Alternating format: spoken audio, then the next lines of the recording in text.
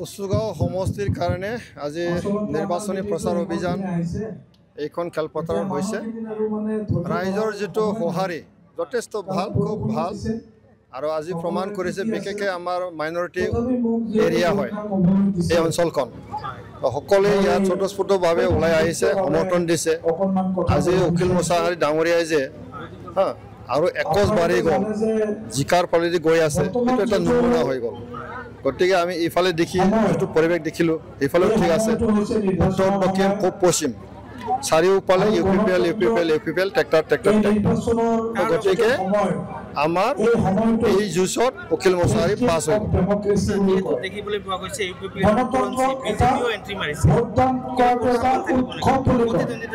মই ভাবোঁ কচুগাঁও সমষ্টিত বিজেপিয়ে হওক, কংগ্ৰেছে হওক, বিপিয়ে হওক, তেওঁলোকে কোনটো নাম্বাৰত থাকে আমি নাজানো, কিন্তু এক নাম্বাৰত আমাৰ ইউপিপিএল দল থাকিব, উকিল মুছাহাৰী দল থাকিব, সেইটো হ'ল স্পষ্ট কথা।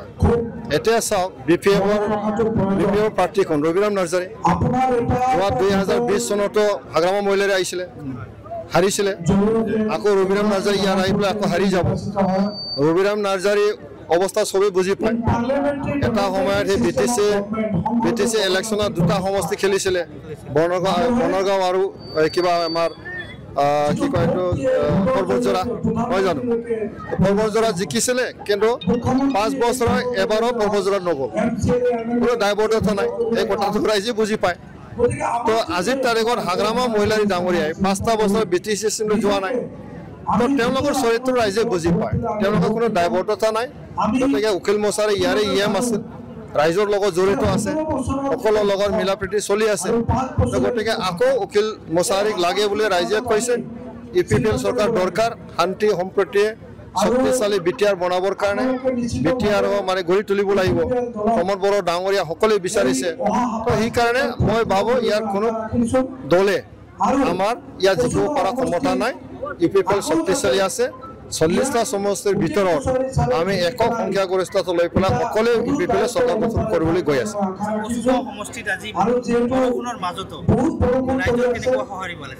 মই তাকে ক'লোঁ, আজি বহুত বৰষুণ, বতৰটো বেয়া, তথাপিও মানুহে আছে। ইয়াৰ অৰ্থটো কি আছে? আকৌ ইউপিপিএল লাগে। ওপৰা ওপৰি নহয়, মনৰ পৰা মানুহে মনৰ পৰা বিচাৰিছে, বুকুৰ পৰা বিচাৰিছে। কিয়? 5টা বছৰৰ প্ৰমোদ বড়োৰ নেতৃত্বত যিটো পৰিৱেশ, 15 বছৰ হাগ্ৰামা মহিলাৰ ডাঙৰীয়া তেওঁলোকৰ পৰিৱেশ ৰাইজে বুজি পায় নহয়। হাগ্ৰামাৰ দিনত মাৰা কাটা ৰাজনীতি, প্ৰমোদ বড়োৰ দিনত শান্তি সম্প্ৰীতি ৰাজনীতি। তো সমাজখন কোনটো বিচাৰে? শান্তি সম্প্ৰীতি বিচাৰে। তো গতিকে বিপিএফৰ দিন উকলি গ'ল, প্ৰমোদ বড়োৰ দিন আজি চলি আছে, চলি থাকিব। যেতিয়ালৈকে শান্তি সম্প্ৰীতি সকলো জাতি জনগোষ্ঠী একেলগে আগুৱাই লৈ যোৱাৰ কাৰণে কাম কৰিব, তেতিয়ালৈকে থাকিব। আৰু এই কথাটো লৈ পেলাই ইউপিপিএলে কাম কৰি আছে, প্ৰমোদ বড়োৰ দ্বাৰাই কাম কৰি আছে। গতিকে আমাৰ এটা আত্মবিশ্বাস আছে, এইবাৰ ৰাইজে আমাৰ ইউপিপিএল প্ৰতি সহায় কৰিব।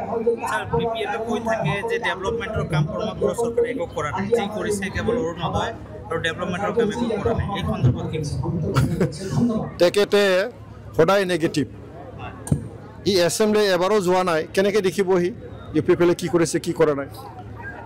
কি বনাব? দলং বনাব, ৰাস্তা বনাব লাগে, ৰাইজক কি দিব লাগে, আঁচনিবিলাক ডিপাৰ্টমেণ্টবিলাকৰ কেনেকৈ মানে পইচাবিলাক বিতৰণ কৰে, এই গোটেই কথাখিনি এছেম্বলিত কথা পাতে না নাপাতে, হয় না? তাত বাজেট ছেশ্যন হয়, তাত তেতিয়াহে গম পাব, তাত এছেম্বলি গ'লেহে গম পাব।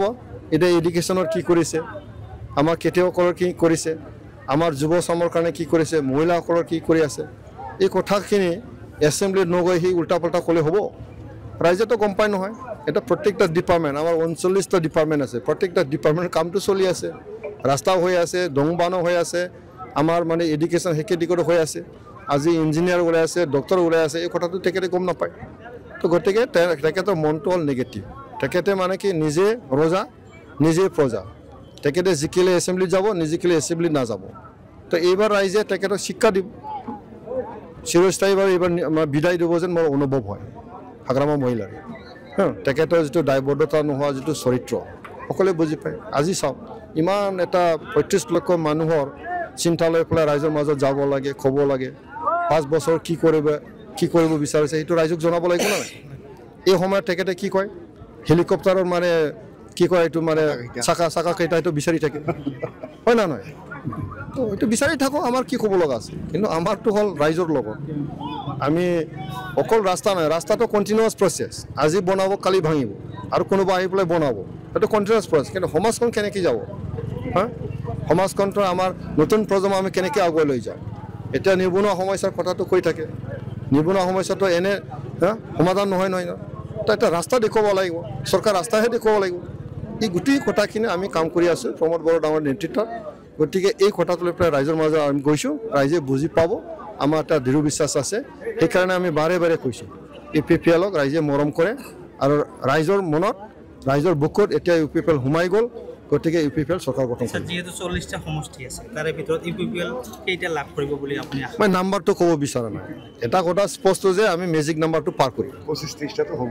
মেজিক নাম্বাৰটো আমি পাছ কৰিম কাৰণ 40টা সমষ্টিৰ আমাৰ শক্তিশালী এটা স্থিতি আছে হা এতিয়া চাওক আমাৰ বিভিন্ন দল সংগঠনবিলাকে যেনেকৈ কৰি আছে আমাৰতো শক্তিশালী বেছি হৈ ৰাইজৰ মন ৰাইজে সব মানে এৰিয়াতে মানে আঁকোৱালি লৈছে সকলো ঠাইতে সব মাতিছে UPPL আহক বুলি তো গতিকে এইবাৰ একো নাই আৰু দৌৰ প্ৰতিযোগিতাত না নাম্বাৰ 1 হ'বৰ কাৰণে নাম্বাৰ 1 যেতিয়া দৌৰিব নহয় পিছফালে 2 নম্বৰ 3 নম্বৰ কোন হয় এইটোতো নাচাই নহয় হয় না নহয় আমাৰো তেনেকৈ আমি 2 নম্বৰ 3 নম্বৰৰ কোন থাকে কোন নাথাকে আমাৰ ক'বলগীয়া একো নাই আমাৰ টাৰ্গেটটো হ'ল আমি 1 নম্বৰৰ হ'ম আৰু 1 নম্বৰ হ'বই যিকোনো খবৰৰ বাবে যোগাযোগ কৰক 7099017330 লগতে 7099017110 নম্বৰত